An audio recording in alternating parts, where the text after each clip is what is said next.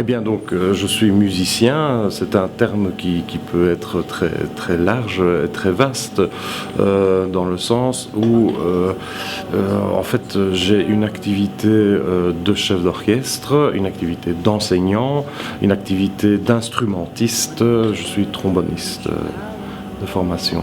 On est ici dans un local d'harmonie avec des instruments. Et ben c'est ici que j'ai fait mes premiers apprentissages musicaux. En fait, voilà, on commence de manière familiale et puis on y prend goût, on va à l'académie, on se perfectionne et on se dit, ben, on en ferait bien sa vie, voilà.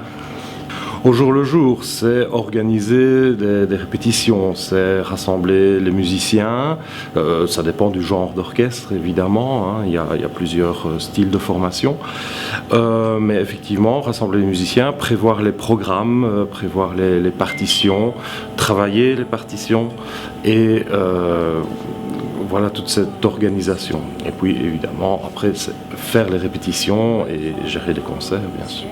La fanfare d'Amsureur, d'abord, qui est le groupe au sein duquel j'ai été formé, hein, au sein duquel je suis né, j'ai envie de dire musicalement, que je dirige depuis 1998 maintenant. Hein. Et oui, ça c'est une activité assez importante qui prend du temps de manière hebdomadaire puisque les sociétés amateurs comme ça répètent de manière hebdomadaire et plusieurs concerts bien sûr. C'est assez diversifié au niveau du programme, au niveau du choix, des choix musicaux. À côté de ça, le Charlie Bill Swing qu'on a créé avec mon beau-frère Jérôme Baudard est un big band de jazz. J'avais déjà créé ici au sein de la société d'Amsureur, quand j'étais jeune, j'avais créé un premier big band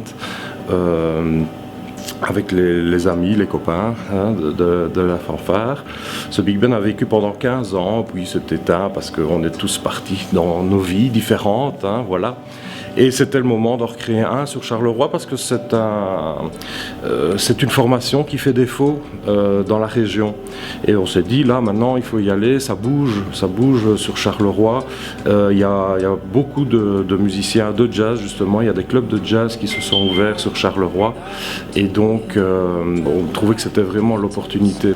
On ne se rend pas toujours compte du travail qu'il y a en dessous. Quand on voit un concert, on se dit, bah oui, bah, ils ont joué 1 heure, 2 heures, bon ça ne mérite pas tout ça, il y a combien d'heures de répète là en dessous hein.